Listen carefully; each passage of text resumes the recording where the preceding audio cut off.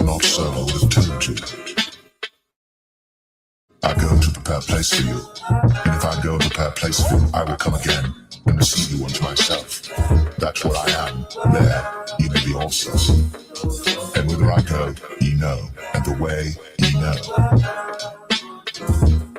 It's about time, man, because I'm ready to go home. I'm ready to get the kingdom. I'm ready to live. I'm ready to breathe fresh. I'm ready to have beautiful, pure women, okay? Not no strawberry harlots on this side. I'm ready to have children, man, you can vibe with, okay? Be around brothers. Be around the Lord himself, okay? I'm ready to go and visit places in the galaxy that we didn't know existed. All right, I'm ready to walk on sandy beaches, man, and explore the ocean floors. I'm ready to fly, okay? I'm ready to eat real food, okay? I'm ready to drive a chariot, man. All right, I'm ready to minister to the Lord and to be ministered to, man. Okay, I'm ready to worship Yahweh in its full entirety. Okay, I'm ready for it. We're ready, man. I'm ready to see angels and greet angels.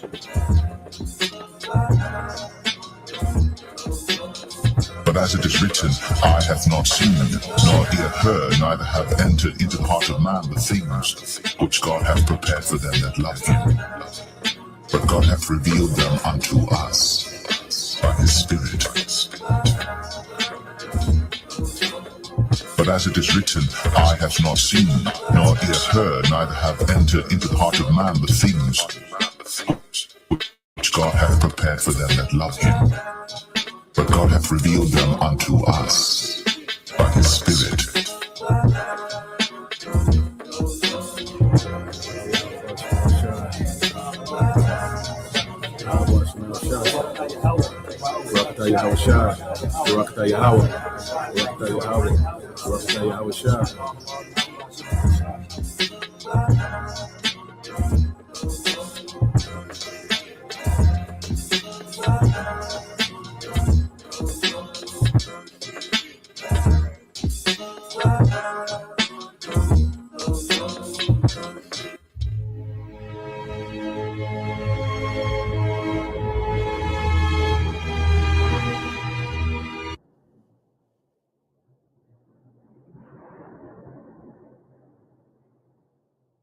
The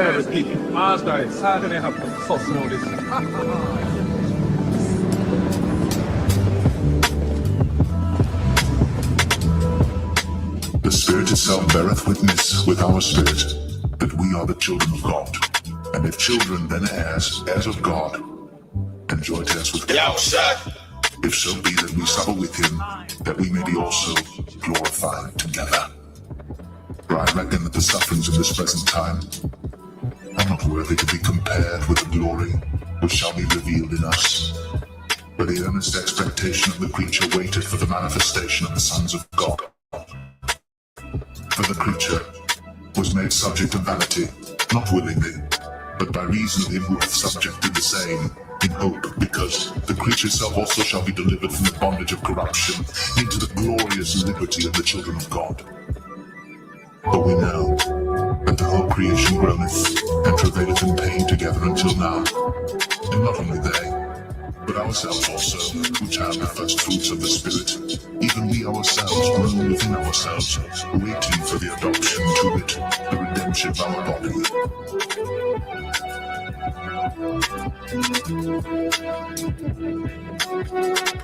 I will declare the decree.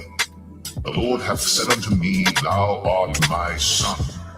This day have I begotten thee. Ask of me, and I shall give thee the heathen for thine inheritance, and the uttermost part thou shalt dash them in pieces, like a potter's vessel. Be wise now therefore, O ye kings, be instructed, ye judges of the earth.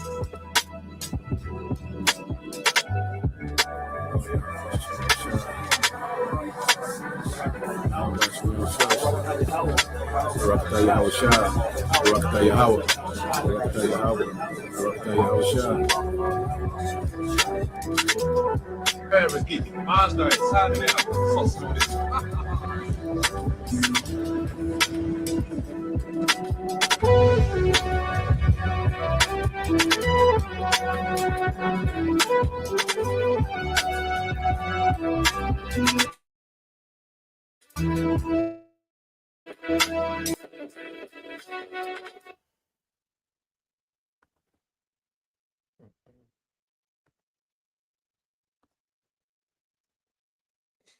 right, Shalom. First and foremost, I'd like to give all praise and glory unto Yahweh Bahashem, Yahweh Shah Bahashem, Kakodash, and double honors unto the apostles and the elders of GMS who rule well, teach well, being great examples to his younger brothers. And peace and blessings and salutation to the hopeful lake out there pushing his word in truth and in sincerity across the four winds in the name of Yahweh Bahashem, Yahweh Shah Bahashem, Kakodash, pushing to get up out of here. Shalom to the hopeful lake, the believers, the listeners whom have came back to the obedience of the scriptures through faith in Yahweh Bashem Al Shai.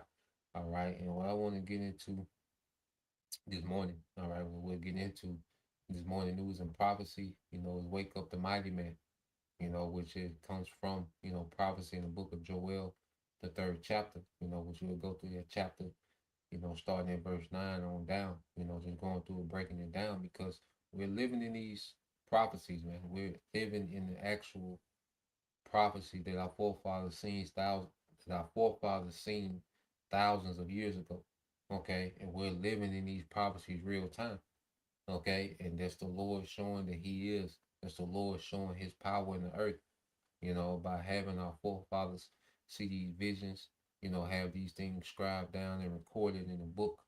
Okay, the collection, because if you go into the Bible, it's filled with a collection of prophecies. It has history, it has accounts, it has parables. Okay, it has the gospel, the epistles. Okay, and all these things speak to the power of Yahweh Bashim Al Shai. Okay, so as we're looking at what's happening in the planet Earth, well, there's a book that explains these things to a T. And it makes it undeniable that He is. Okay, no other book is doing this, man. All right, that's why. Matter of fact, let's start off here before we even get into Joel the third. Let's get this in Isaiah 34. Okay, and then we'll tap in. Um, get KJV. All right, this is a book of Isaiah 34 and 16. It says, "Seek you out of the book of the Lord, Yahweh Bashemal Shai, and read. No one of these shall fail. None shall want her mate. For my mouth it hath commanded, and his spirit it had gathered them." Okay? So seek out the book of the Lord, which is the scriptures. Okay, the Bible. So as we have been given the understanding of the Bible in these latter days, we're able, to seek out, all right, the will of Yahweh by Shemal Shai. We're able to be informed on what the Lord is doing in the earth, man. All right, and we're living in a transition of kingdoms, man. And Esau, Edom, he's done. He's finished. This age is finished. This world is finished, man. Okay, everything about this world, about this age, about what we thought was life on this side, man, is done. Okay, it's over. You see, we on to something else, man. We in the spirit of moving full steam ahead to a new world, man. Okay, to a new age of righteousness, man. You see, that mind of trying to build here and establish something here, that's gone, man. We in a transition because we understand the will of the Lord. So as we understand the will of Yahweh Bashem Al Shai, man, okay, we have an expectation that's beyond this world, beyond this age, man. Okay, and we're seeing that nothing that's written in the Bible is going to fail. Everything that was supposed to happen according to the scripture has already happened. And everything that's supposed to happen in the future according to the scripture is in motion to happen, man. Because the last few prophecy is the MOTB, and when you speak of the MOTB, civil unrest and Jacob's trouble is included in that. Okay, the persecution of the prophet, all this surrounds this MOTB because we know when the devil pushes this MOTB, he wants to push a crisis. He wants to push civil unrest. He wants to push, famine. Okay, he's going to engineer these things. Certain engineered crisis. Then there's certain things the Lord gonna be doing. Okay, there's the evil. So we know that that surrounding the MOTB, that you're going to have the fulfillment of Jacob's trouble, famines, civil unrest, pestilence, okay, and the persecution of the prophets, man. You see? And then when it gets to the point to where he mandates this MOTB, this war is going to eventually go nuclear, man. Okay? And erase everything that this man is trying to do. Okay? And it's going to usher in the return of Yahweh Shai. Because every prophecy has been fulfilled except these last few. And these last few, we're seeing it happen in real time. They're in motion. You see? So let's go from there and let's get this in Joel 3 and 9. Because there's a certain spirit that's in the earth, man, amongst these nations. Okay, let's get this in the AMP. Okay, but the Lord has a certain spirit that He's put on these heathens, man, for the sake of prophecy. All right, and that's why we see these heathens moving how they moving. Okay, Joel 3 and 9 said, proclaim this among the pagan nations. Prepare a war. Stir up the mighty men. It says among the pagan nation, the actual Gentiles, man. Okay, these actual other nations outside. All right, the sons of God, the nation of Israel. Okay, so we're seeing these Gentiles would prepare a war, stir up the mighty man. It's the Lord is doing that. Let all the men of war come near. Let them come up. This is the Lord is doing that. So we're seeing the spirit amongst these mighty men to stir it up. The warriors of these other nations, they're stirred up for war. You see, the Lord is showing that Babylon, okay, is in decline. Okay, ain't no unseeing that. These nations see that Babylon is vulnerable, man, and the Lord wanted it to be like that, man. Okay, these nations see that Babylon is vulnerable, man. All right, and now there's a spirit stirred up in these nations, man. Okay, to eradicate America, man. Remove America, all right, off the board, man. You see, that's the play amongst these nations is to remove America off the board. You see, when you go into let's get this word prepare and stir, you know. So you go into the word prepare, and it's the word kodash, okay, which the word kodash goes into what? Holy. Okay. Now when you go into the definitions of holy, which we know, all right, holy goes into what? To be separated or to be dedicated. Okay. And the Lord has these nations separated and dedicated to his assignment within his will. Now we are the holy people. We're the people that separated for righteousness, man. You know, then the Lord gives us because we go into the Rakakwadash, which is what? A Holy Spirit. We have a spirit, all right, a Holy Spirit, a separate spirit from everyone else in the world, man. The elect have a separate spirit upon them, okay? Because we're dedicated to an assignment, all right, within the Lord's will as well, in righteousness, man. To teach, to repent, okay, to proclaim, all right, the Lord's will in the earth, man. You see? But it says, you have to set apart, to devote, and these nations have been set apart and devoted to the will of the Lord on the left hand side, man. And the assignment that's on the board right now is to turn America to a desert, man. Okay, so these nations are stirred up against Babylon, man. All right, and against any alliance of Babylon.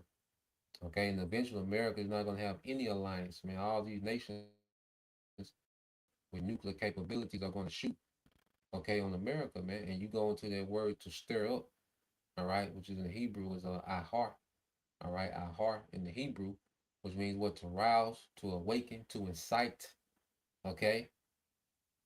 You see, so the Lord has these nations, awakened, they're excited, okay, they're roused up, okay, and it's gonna be headed by who? The Medes, which are the Russians. That's why when you can go into Isaiah 13, okay, let's get this in Isaiah 13, okay, and this is what we're seeing, playing out. Isaiah 13 and 17, it says, behold, I will stir up the Medes against them, which shall not regard silver, and as for gold, they shall not delight in it. Yeah. You see? So the Medes, which are the Russians, which is the chief prince, all right, Magog and Ezekiel 38, they're stirred up. Okay, and these nations that are allied with Russia all are being stirred up, man. Okay, and you go into it, that word I will stir up is the same word. Okay, our heart, which is what? To arouse oneself, to be roused. Okay, to be excited. You see, these nations have been roused up, man, by the spirit of Yahweh Bashim al Shai to fulfill prophecy, man. Okay, there's no fear of these nations against Babylon. All right, go here to Isaiah 21. And we get this in the I think the NLT. Isaiah 21. Okay. Isaiah 21 and 2 says, I see a terrifying vision. I see the betrayer betraying, which is all right, America, and your destroyer destroying America, man, through his economy and his military, man. But the Lord has it to where America's all right, military and their economy doesn't have an effect on prophecy, man. You know, for the longest, all right, America has been able to um, dominate the earth, you know, through its military and its economy, this petrodollar system, man. Okay, but the Lord is setting it up to where it doesn't have an effect on these nations as it once has, and these nations are able to wage war despite sanctions. Okay, despite American military force. Okay, they're still able to wage war, man. You see, it says, "Go ahead, you Elamites, all right, Iran and Medes, Russia, attack and lay siege. I will make an end to all the groaning, all right, Babylon has caused." Okay, so no more of these nations just complaining, and going to the UN and complaining, and you see, dropping, statements of disapproval, okay, about America. No, they're taking action now. Now action is being taken. See, now they're beginning to talk with conventional war, and eventually this conventional war is going to go into a nuclear war, man. Okay, as we see this devil, you know, rolling out this new world order. Okay, as this war is constantly escalating, man. Okay, with more nations getting more directly involved. Okay, we are in the makings of a world war. Okay, on every region, on every hemisphere of the world is going to be affected by this war, man. Okay, so we're seeing this war expand, and it's all prophecy, man. Okay, so let's go back to Joel, the third chapter. It's back in the AMP.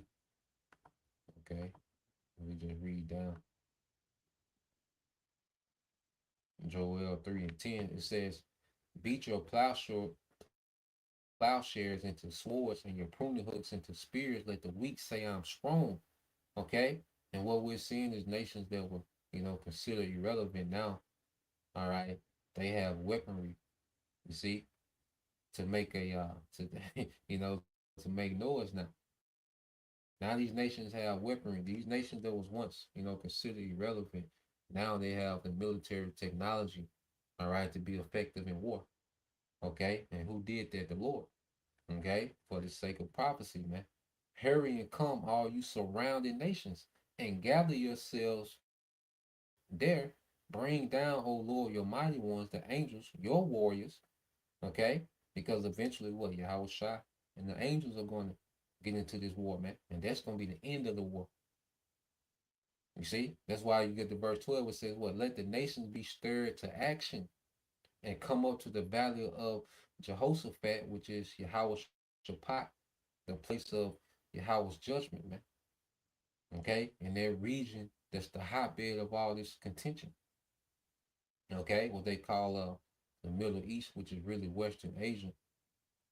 Okay, it said, "For there I will sit to judge and punish all the surrounding nations," and that's Yahweh Shai and the angels. Okay, coming to punish the heathens, man, all of them. Okay, so as we're seeing, America being written out the script.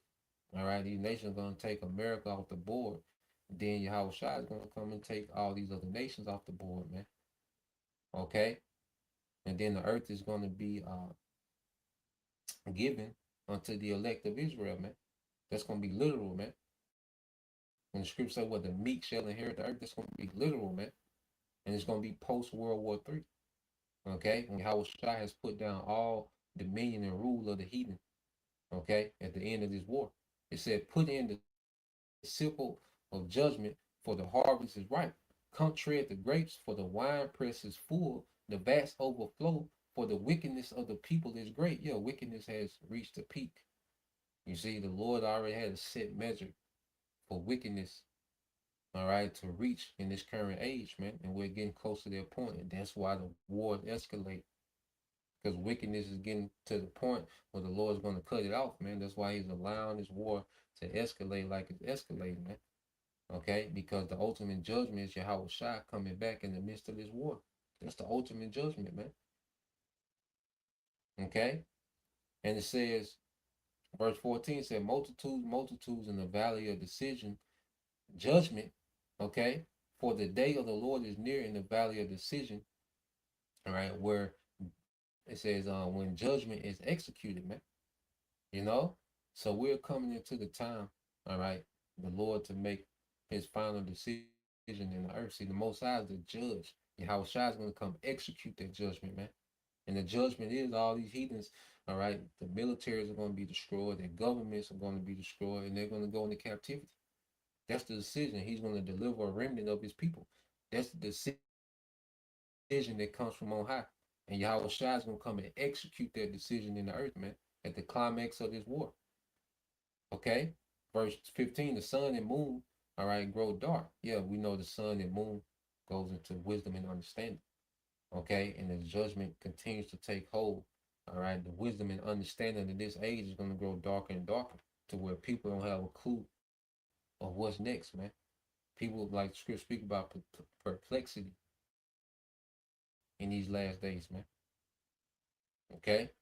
So the understanding of this world, this age, what people think to know is reality, man, it's going to grow dark, man, because the Lord is phasing this place out.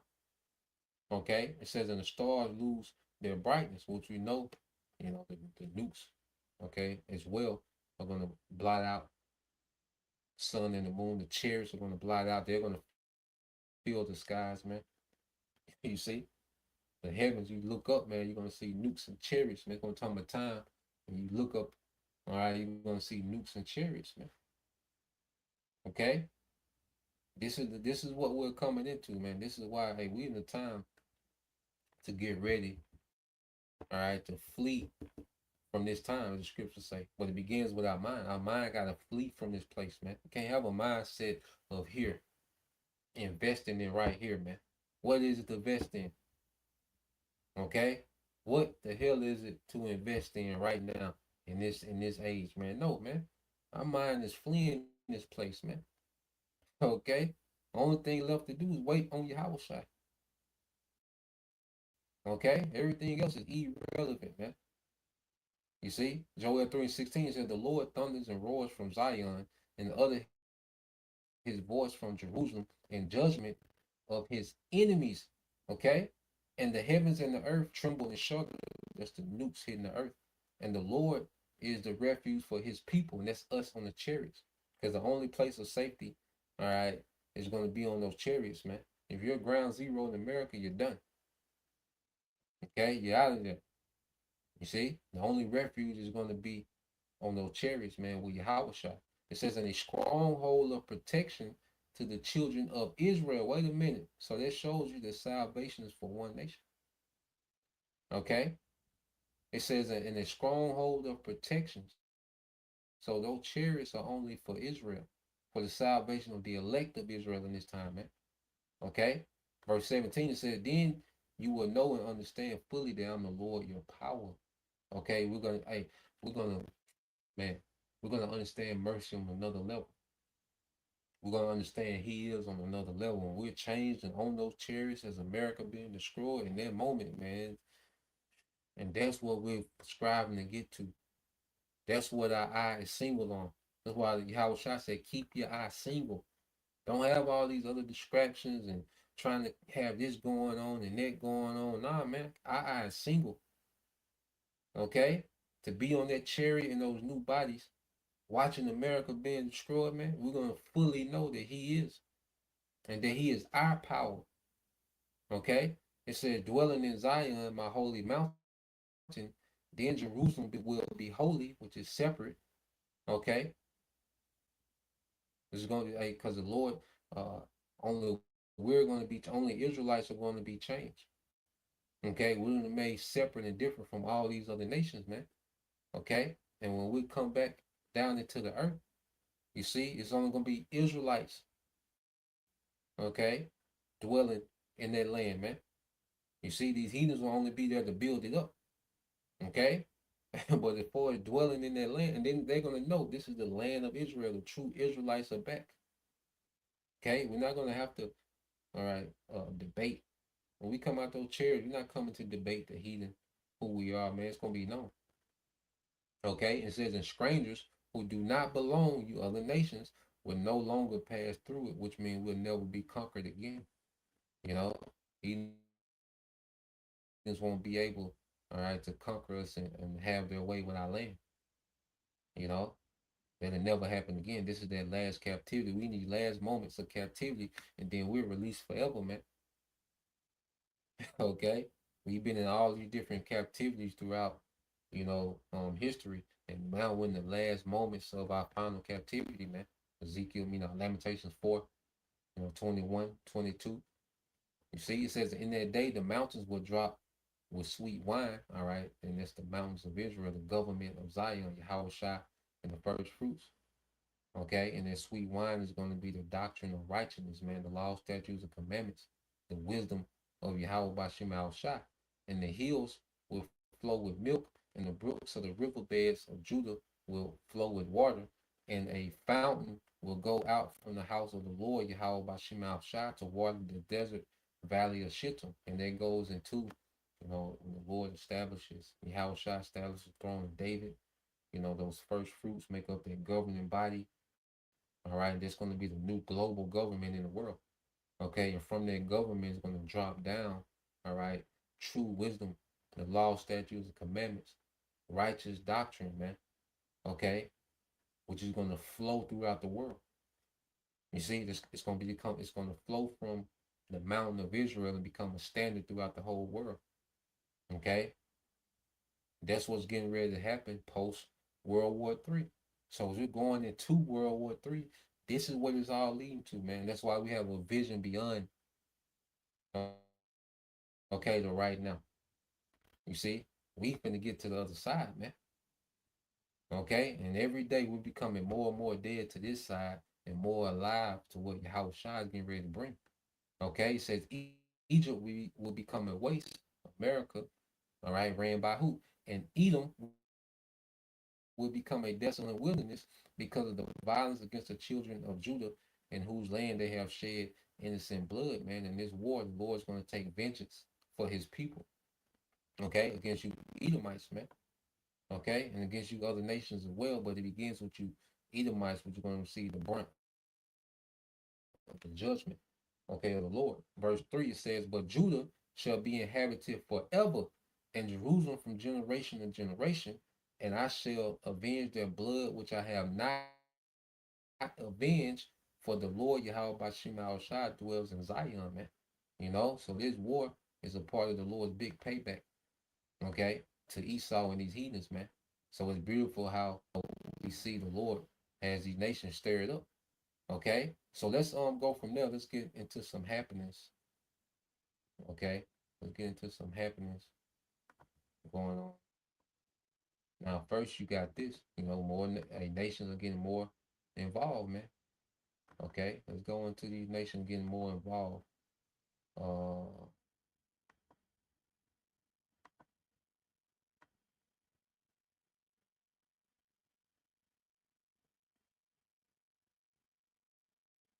let's go here. We've been speaking of let's play these two. Let's get this one first.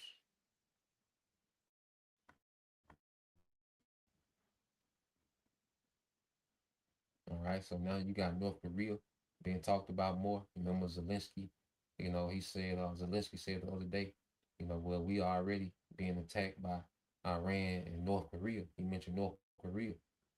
Okay, so now let's play this, and then goes into North Korea's involvement in this Russian-Ukraine war.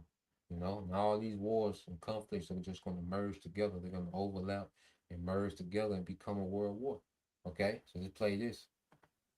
Korea's missiles are no longer just a threat. North Korea's missiles are no longer just a threat in East Asia. They are now moving closer to the battlefields of Europe. That could mark a major escalation in the Ukraine war, preparing to deploy an entire ballistic missile unit to Western Russia, bringing Pyongyang's military even deeper into Moscow's war effort. The explosive claim was made by Ukraine's main Directorate of Intelligence. According to intelligence official Andriy Chernyak, Russia plans to station a North Korean missile unit comprising around 90 personnel in the western Russian region of Voronezh, where it would operate alongside Russia's 112th Missile Brigade. Chernyak said the planned deployment could eventually include 120 North Korean ballistic missiles and 6 mobile launchers. He also claimed that Pyongyang has already delivered another batch of 40 KN-23 and KN-24 ballistic missiles to Russia. However, he said the final size and configuration of the deployment will be decided during high-level talks between Moscow and Pyongyang next month. Exactly what role North Korean personnel would play in Russian missile operations remains unclear. But if confirmed, it would represent one of the most significant expansions yet of military cooperation between Russia and North Korea. The reported deployment comes just days after Russia allegedly fired 2 North Korean-made ballistic missiles at Ukraine for the first time since last year. Since late 2023, Moscow has launched dozens of North Korean missiles against Ukrainian targets. But deploying an actual North Korean missile unit inside Russia would take that partnership to an entirely new level. For Ukraine, the timing could hardly be worse. Kyiv is facing a critical shortage of air defense interceptors as Russia continues to intensify missile and drone attacks. President Volodymyr Zelensky has repeatedly appealed to the United States for additional Patriot air defense systems. So far, President Donald Trump has not publicly committed to supplying more Patriot batteries. North Korea has emerged as one of Russia's closest military partners since Moscow launched its full-scale invasion of Ukraine in 2022. The two countries signed a mutual defense pact in 2024, further cementing their strategic partnership. According to Ukrainian officials, Pyongyang has ballistic missiles and around 14,000 troops to support Russian operations, including fighting in the Kursk region. Last week, Ukrainian authorities said a North Korean ballistic missile struck a residential home in the central Ukrainian village of Radushne, at least 5 members of the same family. In Radushne, the Russians used a missile from North Korea in a long time.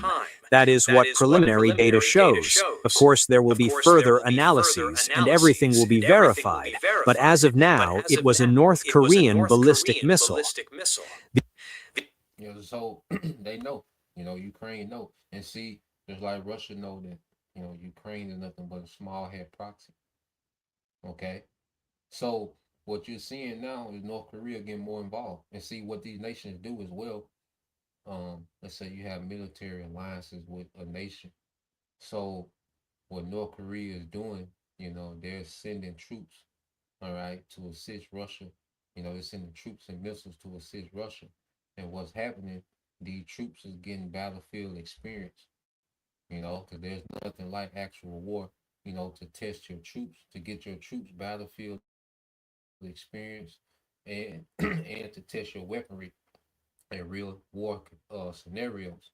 So you're seeing, all right, these nations in the background, sending troops and weapons to the battlefield to get their soldiers battlefield experience. And these soldiers that are on the battlefield, when they come back to their country, these become the officers of the rest of the soldiers, the sergeants, the lieutenants, the colonels, or the rest of the soldiers, because now they have battlefield experience to lead men into battle.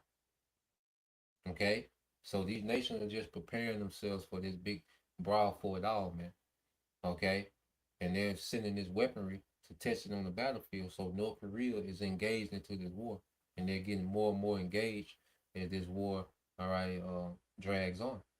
Okay? And then the small has know it, Ukraine know it. Okay? So it's just you're gonna see more nations get pulled in, and you're gonna see another nation is gonna be mentioned, in this video as well. So let's play this. The alliance of Moscow bastards with the mad regime in North Korea for missiles, for the North Korean contingent here in Europe on our borders, and for the killing of our Ukrainian children. This is not the first warning from Kyiv.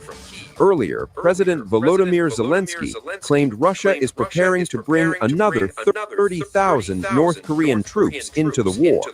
He also alleged that preparations have been underway in Russia's Voronezh region since June to receive the new contingent.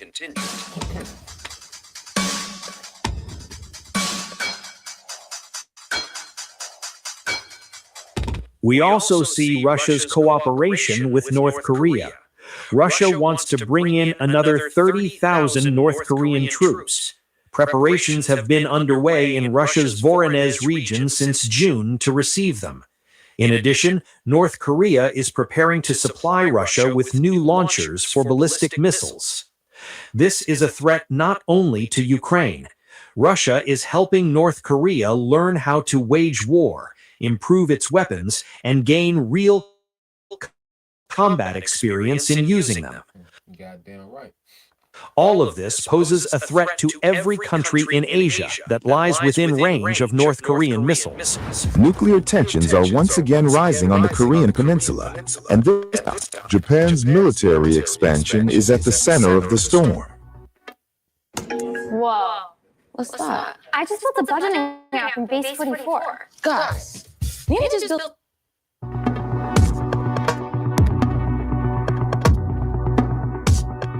North Korean leader Kim Jong-un's influential sister, Kim Yo-jong, has issued a chilling warning to Japan after Tokyo test-fired a US-made Tomahawk cruise missile. In a statement carried by North Korea's state media, KCNA, Kim warned that Pyongyang would adopt additional military options in response to what she described as Japan's transformation into a military power. Kim branded Japan a war criminal state, accusing Tokyo of exploiting the current geopolitical turmoil to rapidly expand its military capabilities. She alleged that Japan is abandoning its post-war defensive doctrine and transforming its self-defense forces into a military capable of launching preemptive strikes and conducting overseas combat operations. But Tokyo was not the only target of her criticism. Kim also accused the United States of fueling Japan's military buildup by supplying Tomahawk cruise missiles, modifying Japanese naval vessels to operate them, and supporting Tokyo's missile testing program. The U.S. is behind these dangerous military moves by Japan, she alleged. Kim warned that North Korea would respond in ways that would make Japan feel that its security has been exposed to greater danger. In one of her strongest warnings to Tokyo in recent months, she declared, "We should make it regret." Kim, who heads the Information and Policy Records Department of North Korea's ruling Workers' Party, said Japan's growing arsenal of long-range strike weapons places North Korea and other neighboring countries within striking distance. She added that Pyongyang will set up additional military options, though she did not elaborate on what those measures could involve. Yeah, man. So now you have Japan, they tested an American Tomahawk missile, and Kim Jong's sister, told them basically nigga, what y'all preparing for? Like what y'all on? So now you got North Korea taking shots at Japan. which Japan is what an ally of America. Okay, so North Korea is pretty much telling Japan, nigga, don't get cute out there on that little island. Okay, because North Korea got something, and what these nations see is that these missile defense systems ain't what America hyped them up to be. So really, Japan is unprotected. Okay, if Japan, get cute with North Korea, it's gonna get bad quick. Okay, so North Korea, like, I don't know, what the hype is, but don't do that. Okay, but you just see more nations is getting pulled into this narrative, man. It's a ripple effect, you know, and it's gonna be a war in every region. So let's go from there. Um, so now North Korea is being talked about more, and Japan, and they done tested American Tomahawk missile.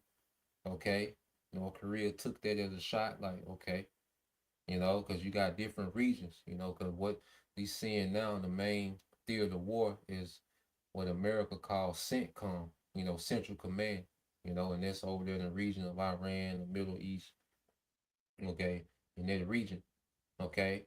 But this here is what you call Pacific Command, or what they call PACOM.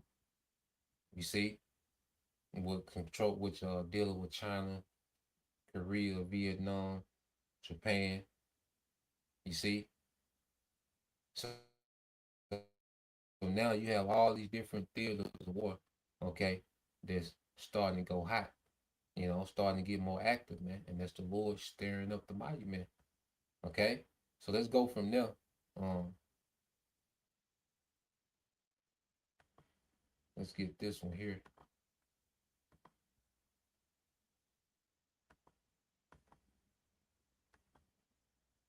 Let's go with this one though.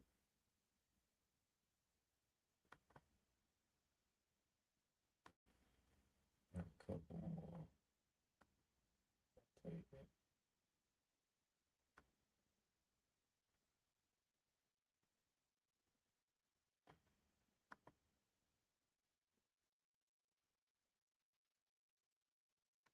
So let's play this one.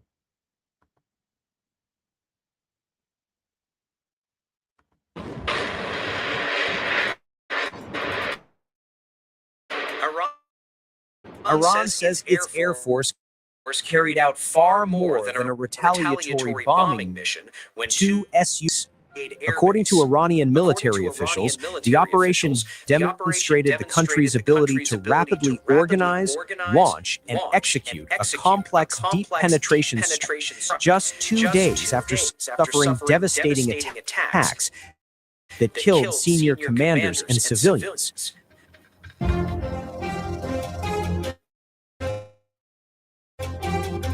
Iranian officials say the Su-24 aircraft departed Shahid Durran Air Base on March 2nd, flying at an altitude of less than 30 meters above the Persian Gulf before striking Al Udeid Air Base. Such ultra-low-level flying is regarded as one of the most demanding combat aviation techniques because it minimizes radar detection while placing enormous pressure on pilots navigating at high speed. So just explain what's happening, showing you how the war is transitioning. So as the war goes on, America is becoming less capable, but Iran is becoming more capable. So remember, they've been saying that the Navy, Iran's Navy is gone, Iran Air Force is gone. But wait a minute, you had Iran do airstrikes, okay, with these newer model, all right, Russian jets, okay, and then they're low flying, which makes it hard for them to be picked up on these radars, which they've destroyed most of these radars. Okay, so Iran is getting air superiority in this war.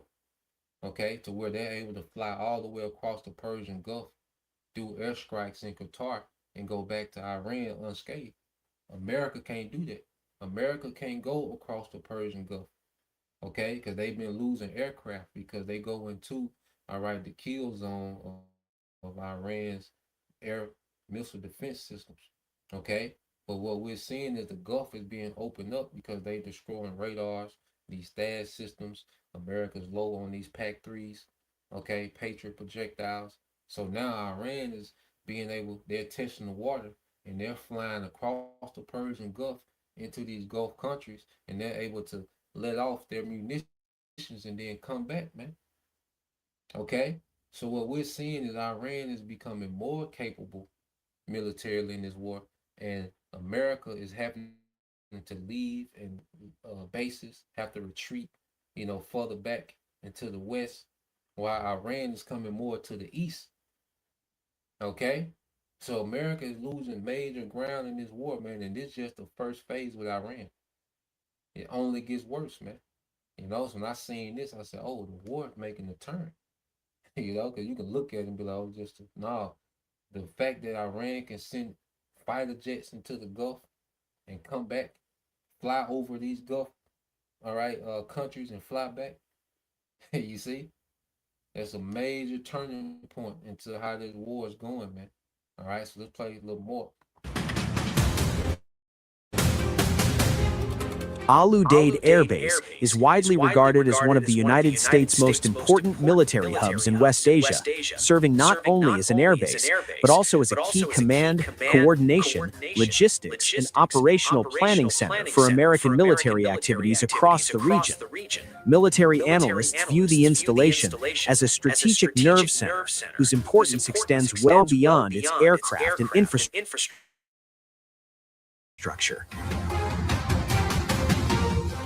According to Brigadier General Masoud Jafari, enemy combat air patrol aircraft intercepted the Iranian Su-24s only during their return flight after the strike had already been completed. If accurate, that would suggest the aircraft successfully penetrated contested airspace, reached their objective, and began withdrawing before interception efforts were launched, highlighting the complexity of the reported operation.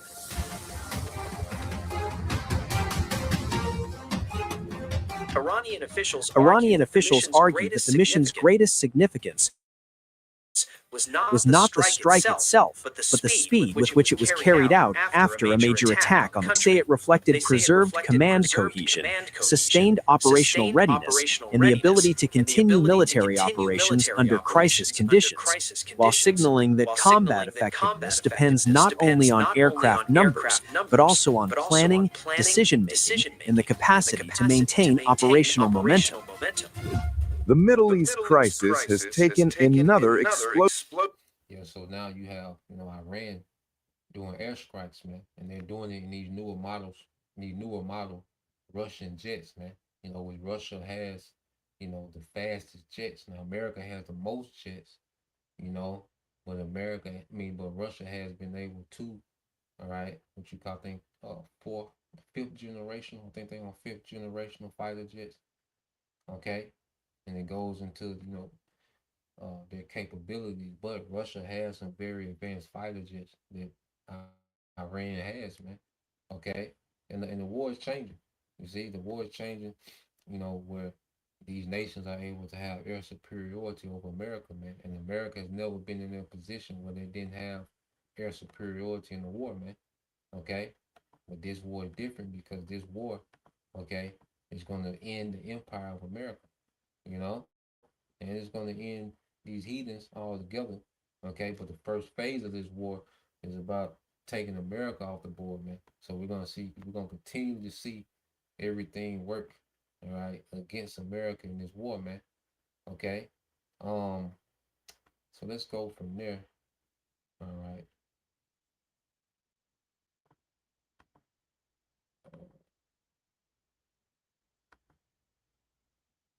Because now you even have, Turkey, okay? You're starting to hear about them more and more, okay? So let's play a little bit of this concerning Turkey, because they're a NATO country, but they're going to flip according to prophecy, man. And it just shows you that prophecy triumphs these agreements, okay? And these little contracts and, alliances that these nations have with one another, okay? Prophecy reigns supreme. So let's play this. A stunning geopolitical twist is unfolding in the Middle East, with a key NATO member now reportedly preparing to to host critical Hamas operations. According to fresh reports, Turkey is set to become the new base for much of the terror group's clandestine activities after Qatar tightened restrictions on Hamas leaders. The reported move is likely to trigger fresh questions over Ankara's regional role and could complicate Washington's efforts to isolate Iran-backed groups. Hamas is reportedly preparing to relocate of its behind-the-scenes operations from Qatar to Turkey in what could mark a significant strategic realignment. According to Israel's Khan public broadcaster, the group's secretive planning, cyber and operational departments are expected to move to Turkey, while much of its public political leadership will continue to remain in Qatar. The reported relocation comes after Qatari authorities allegedly imposed fresh restrictions on Hamas leaders operating in Doha. Under the new directives, senior Hamas officials must now seek official approval before holding meetings in the Qatari capital, reflecting growing direction.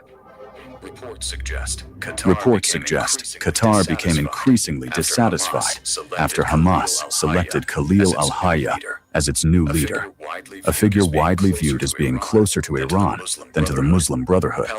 Palestinian sources cited by Khan News claim the restrictions were intended as a warning after Hamas chose a leadership path that aligned more closely with Tehran's regional influence. Yeah, man, and that's the main point of that video, just to show, how Turkey is swaying towards the alliance of Iran and Russia, man. Ezekiel 38, and more and more, the prophecies are aligned just as they said they would, just as the Most High, said it'd play out. Okay, so let's go from here. Let's segue, all right, to let's segue here.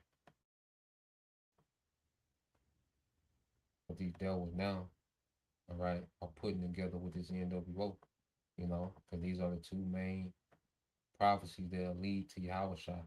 The MOTB leads to Yahushua, and this Third World War leads to Yahushua, man. And these are the main two prophecies, okay, that's left, to play out, and with them you have other, prophecies, like I said, the civil unrest, the pestilence, the famines, okay, it's all tied in together, okay. So let's go here. All right.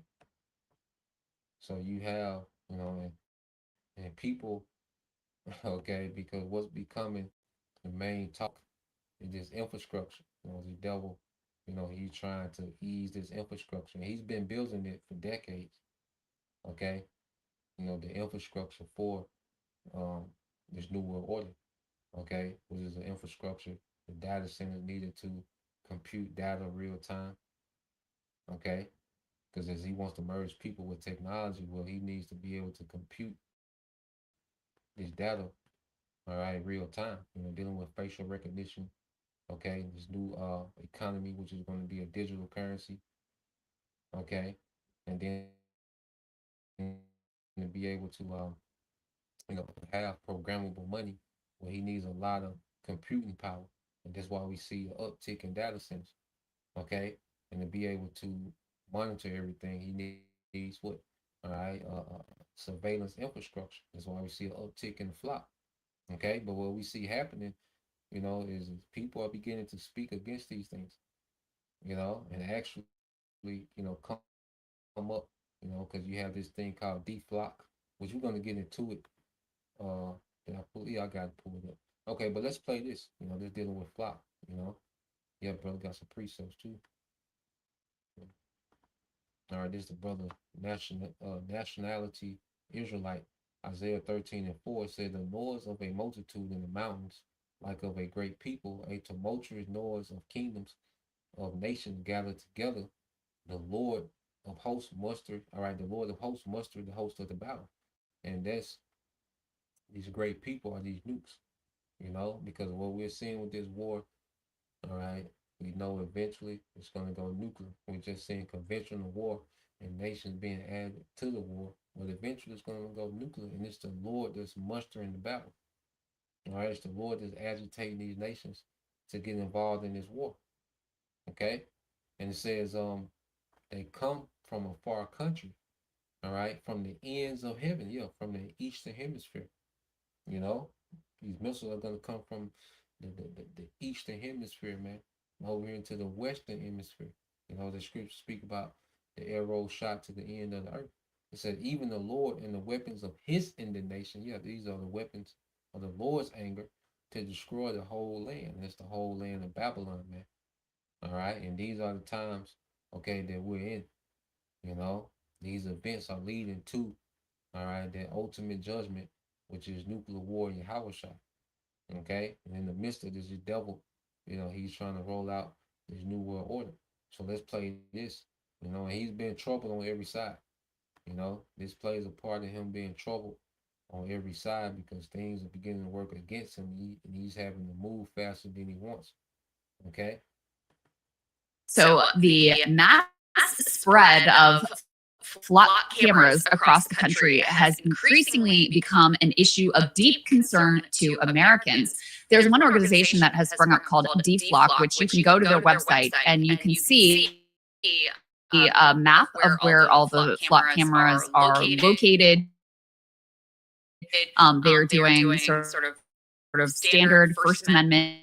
The Flock CEO was asked about this group, and he labeled them as a terrorist organization. Let's take a listen. You've got organizations like the ACLU and the EFF who take an above-board approach to fight for their point of view. And thankfully, we live in a beautifully democratic, capitalistic country where we can fight in court. And I have a lot of respect. They have reasonable debates, and we follow the law. And then, unfortunately, there's terroristic organizations like DFlock, whose primary motivation is chaos. They are closer to Antifa than they are anything else. And that, I think, is unfortunate because we don't want chaos, or I don't want chaos. I like law and order. I like a society that has a bedrock of safety. Now, this is supposed to be the CEO of Flock, which, okay, this is just another made-up story. You know, it's supposed to be some guy from Atlanta who house was broken in and he felt that he didn't get, you know, his rightful justice, you know, from the police department. So he created a security camera. Okay, but wait a minute. There's been home security cameras. Okay, so it ain't like he invented something that wasn't already out, which is security cameras. You see, but they're able to do, they're able to say, well, behind this man's, you know, fear and safety, he created this camera company called Flock. Okay, so you know, the people concentrate on this guy. Okay, and Flock technology spreading throughout the country. They even have Flock camera drones now. Okay, so you're just looking at, you know, this man and his, you know, his violin story. Okay, about his house being broken into. Okay, so he needed, you know, Flock cameras. You know, he needed security cameras. So let's just put cameras everywhere in America, you know, to make it one big safe place. And that's the narrative that they running with this Flock CEO. Okay, but what is he pushing? Okay, the propaganda of the government. He's saying people that's against Flock, they're aligned with Antifa, which they made Antifa the boogeyman, which Antifa goes into anti-fascist. Now, when you go into anti-fascist, these are all the governments that the American government demonized, okay, for decades. Okay, the Hitler regime was looked at as fascist. Mussolini in Italy was looked at as fascist. Stalin in the USSR was looked at as fascist. Okay, even today, North Korea, communism, all that is linked to fascism. Here it is: the government has demonized fascism. The American government has demonized fascism for all these years, all these decades. But then they make a domestic terrorist group in America. All right, they call it Antifa, which is mean anti-fascism. Okay, and they can do that because people don't understand words. They don't understand what's going on. Okay, they're able to do that with the American population. Okay, because the American population is uninformed.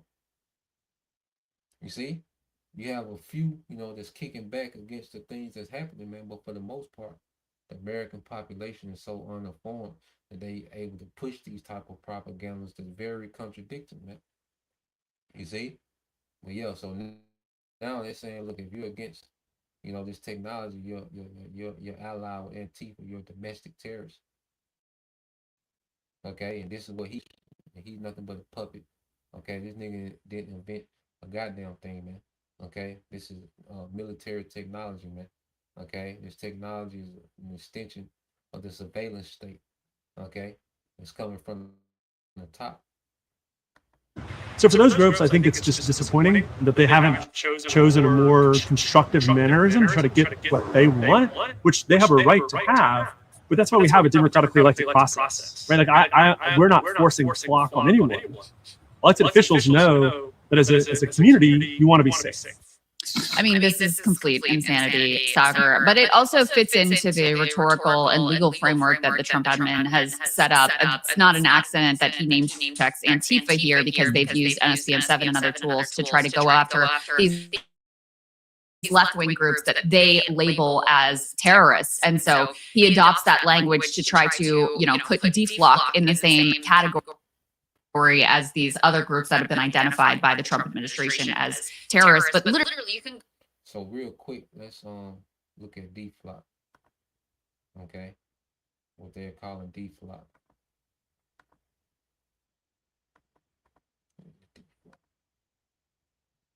All right. So DFLOC said DFLOC is a crowd or source, open source platform and mobile app designed to map and expose mass surveillance infrastructure, specifically targeting AI-powered automated license plate readers. The platform name is a direct counterplay to Flock Safety, one of the largest private providers of ALPR, or automatic license plate reader, police monitor cameras in the United States. Founded in 2024 by privacy advocate and software engineer Will Freeman, DFLOC aims to fight back against widespread vehicle surveillance by making the location of these tracking systems visible to the public.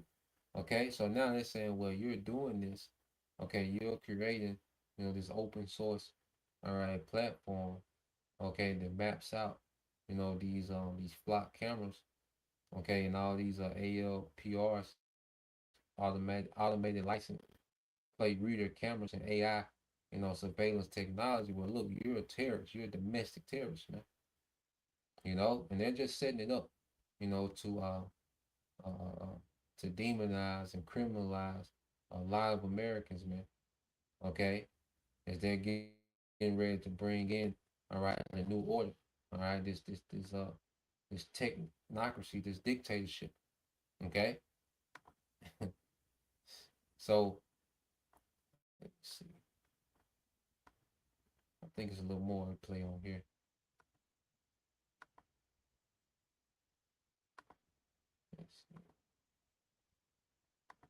Go to their website. Says, welcome to DFLOC, an open source project mapping license plate readers. Like that's just a basic service and advocacy group that is, being provided to the public so that they can push back on what's happening in their communities where they've had very little say. I think this is absolutely insane, and it's pretty obvious that this CEO, first of all, DFLOC is a nonprofit organization. So if you're going to say that it's, terroristic or whatever, frankly, they should be able to sue if they want to, because, you can't just be saying, genuinely, I mean, like, that's an actual term which has meaning. It's a non-profit organization which is open source, which allows people just to flag this is a terrorist organization because it lets you flag where police officers are whenever they're trying to speed trap you. So let's start with that. The second thing, and I said this, I got such an angry message from a right-wing friend where I said I genuinely would trust a place like China or Singapore to surveil me, to mass surveil me, than I would fly. And I'm about to show Why? Is because it is a for-profit company with very sketchy ability to actually hold to account and is, by the way, not wholly bought in by our democratic system, also with a profit motive. Okay, so you put those three things together, and oh, lo and behold, you have the problems that befall all American institutions. Let's go and put this next one up here on a screen. In one California town, Flock misread license plates in 71% of the alerts that it sent to police. Summer 2024, police called a man to discuss a persistent license plate. The city's AI-powered license plate reader, made up by Flock, had repeatedly misread the plate. 6 times they had sent alerts to the Roseville Police Department identifying the vehicle as stolen or used in a felony crime. Police could see that the Flock software kept confusing 9 for an 8. The car owner said he would take off his license plate cover, and soon after, it happened again. So this guy is getting harassed by the police because the AI license plate reader is not, is not reading his plate correctly. Now, again, if you're going to pay this company all this money, you're going to mount all these cameras in public and at the very least say, could it work? And yet, in this case, it's not working. Oh, second one is that we also know about institutional misuse and abuse. This also happened many times with the NSA with their warrantless spying program. Let's put this one up here on the screen.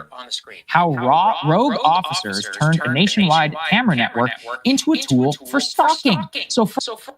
Yeah, and that's been, ongoing.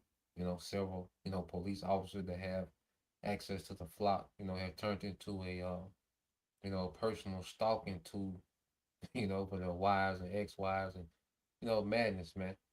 Okay? Well, it doesn't show you that the madness of this infrastructure that this devil, is rolling out, man. And it's gonna be met with backlash, and eventually Esau gonna have to come, with all right, the iron fist in America, man. To force people on board, okay, and eradicate, all right, and that's why he demonizing those that are against it, so he can be justified, in removal, forced removal, okay, because there's a depopulation agenda. It's a heavy depopulation agenda, in America, man. Okay, you Americans, you can buckle up, okay, and then we say, well, aren't y'all in America? Yeah, but see, we got Yahweh Bashem Al Shai. You see, we got promised provisions and protections in the midst of this, man. Okay, but you Americans, man, you can get it. You can get ready, man. Okay, and let's go here real quick. Okay, because they're doing the infrastructure for Flock. All right, they're getting ready to switch over, the money system. You see, so let's see, let's play a few minutes. This as well.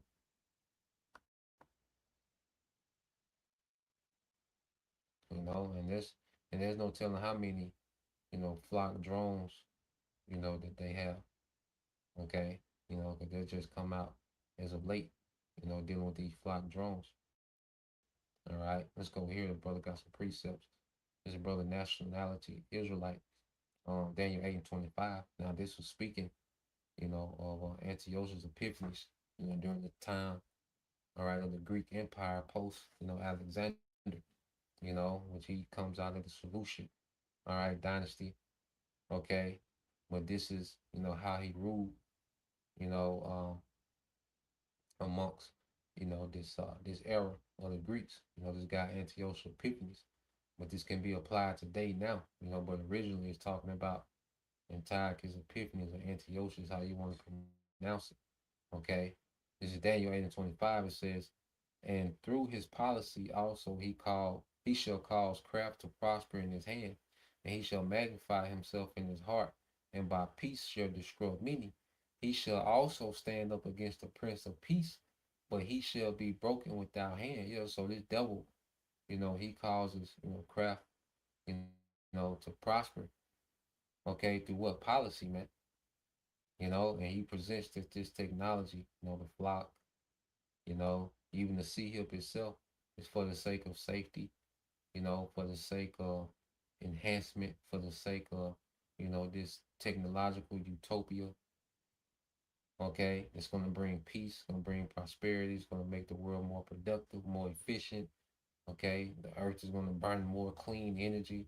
Meanwhile, destroying the earth with data centers, he's telling you that this, this new system is going to be better for the earth, better for the people. You see, and that's with peace he's going to destroy me. Okay, and what he's doing with this system is he's all right rebelling against the kingdom Yahweh Shai is getting ready to bring to the earth, man. Okay, well he's going to be broken. All right, this system is going to be broken. All right, from a power from another world, which is Yahweh Shai. Okay, a power from another realm. Okay, you see, because eventually this was Antiochus when it says he shall stand up against the prince of princes. This was him, going against the high priest. Okay, it was under Antiochus where Ananias, the righteous high priest was killed. Okay, but in this time we know it's going to be Yahweh Shai, the King of Kings, that's going to break this man without hand. Okay, but with power from another realm. You see, now when you let's see, brother got some more.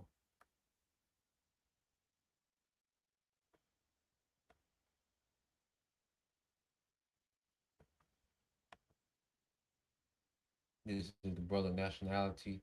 All right, Israelite. Job 20 and 22, it says, in the fullness of his sufficiency, he shall be in straits. Every hand of the wicked shall come upon him. So in the fullness of his sufficiency, when he has, all these things, in place, the data centers, okay, the surveillance cameras, the infrastructure for, you know, a digital economy, because the infrastructure for a digital economy is already here. He just has to make things mandate. First he has to bring amongst crisis because he wants to depopulate first. And he wants to instill fear, which gives him more control. He wants people to be in perplexity, which gives him more control. You see, to roll out this agenda. You see, whereas this devil has these things in place, he's finding himself in scrapes. Certain things are backfiring. He's being rushed. Okay, so in every hand of the wicked, which the Hebrew word for wicked is amal, which goes in what to the laborer. Okay, and you have this major revolt with the working class, man. In America and all these other EU nations.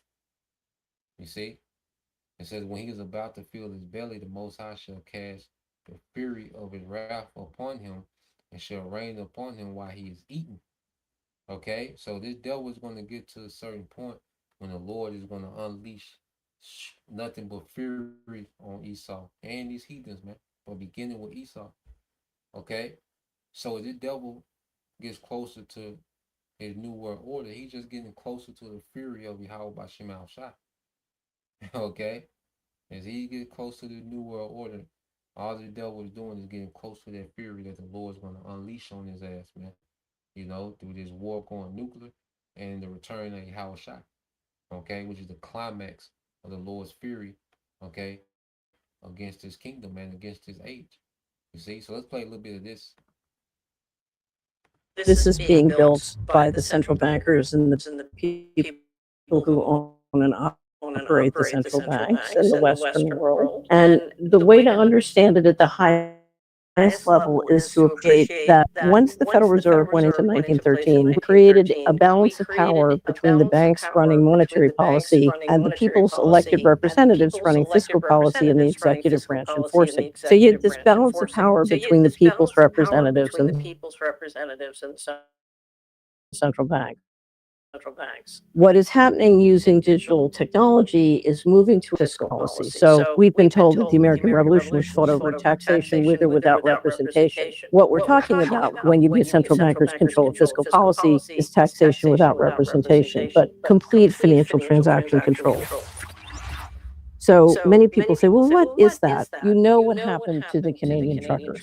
Their bank accounts were turned off, their transactions were blocked, the people who supported them were blocked. So we're talking about affecting day-to-day control through a financial mechanism. So how does this happen? How do the central bankers build an infrastructure that will let them take over fiscal policy? There are three legs to the digital control grid, and what you need to do is understand them independently, but then how they work together. The first is programmable money, money that can be programmed and can be used centrally to make rules and enforce them centrally without a human chain of command in the middle. Second is a digital ID, because it's very important if I'm going to implement control through digital mechanisms. I need to make sure you're you and Catherine's Catherine. So you need a very high quality digital identification system, which is interoperable globally. And then the third thing you need is the data centers. You need the AI to process enormous amounts of data,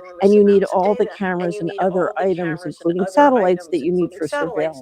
So essentially, you're creating a system that can do surveillance. I can track where you're going and what you're doing and how you're using and spending your money and your time and your resources. And then I can use that data to create incentive systems that encourage you to do what I want and discourage you from, doing what I don't want you to do, and including essentially threatening to turn off your money unless you do exactly as you're told. And so literally, if this goes into full force, you're talking about moving into a slavery system where your life can be controlled by people who make the rules very centrally and enforce them centrally, bypassing all the current, both the legislature and the courts, and stripping you of any constitutional rights or property rights. So now what they're doing is they're not going to use CBDCs in the United States. What they're planning on doing is coming out with stable coins and digital tokens that are programmable in the same way. It's a public-private partnership, and it's much more terrifying than CBDCs because you have complete non-accountability. If you remember the Twitter government model on censorship,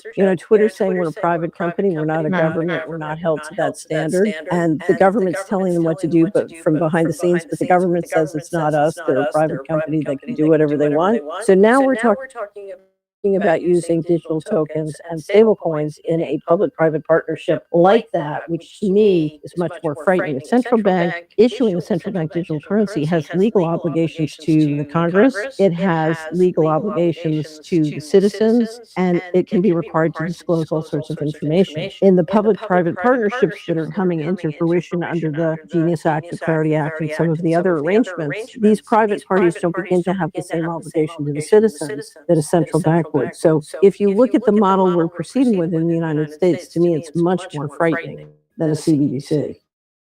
Here's the reality, right? So, like she said, the main three things you need, is programmable money, which is a digital currency. All right. You need the infrastructure, the data centers, okay, and the surveillance infrastructure, okay, and you need what? Digital identity, okay, and all those things are going to be within what?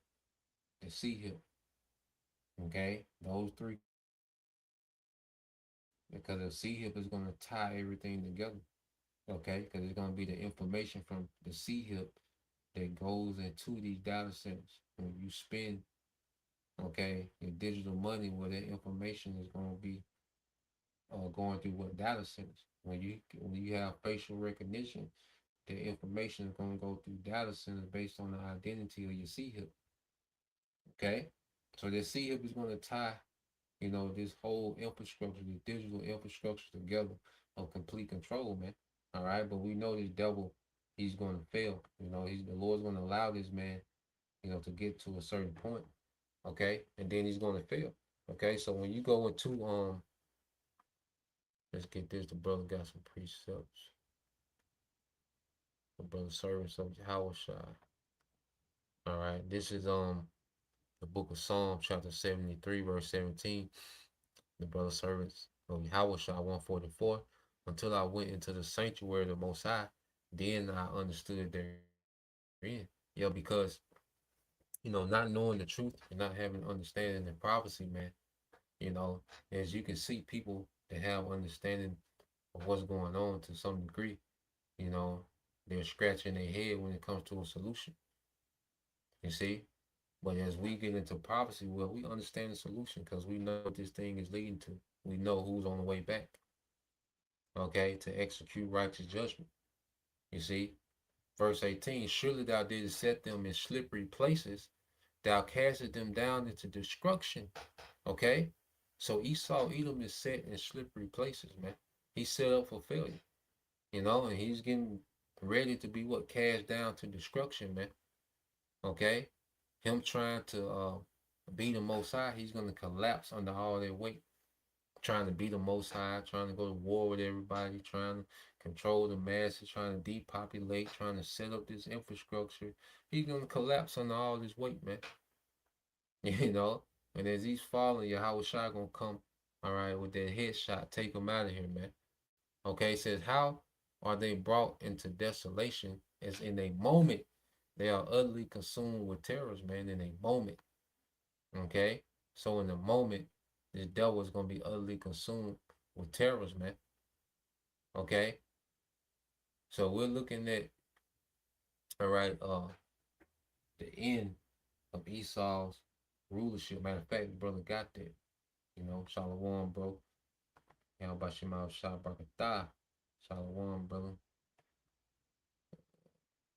So let's go here.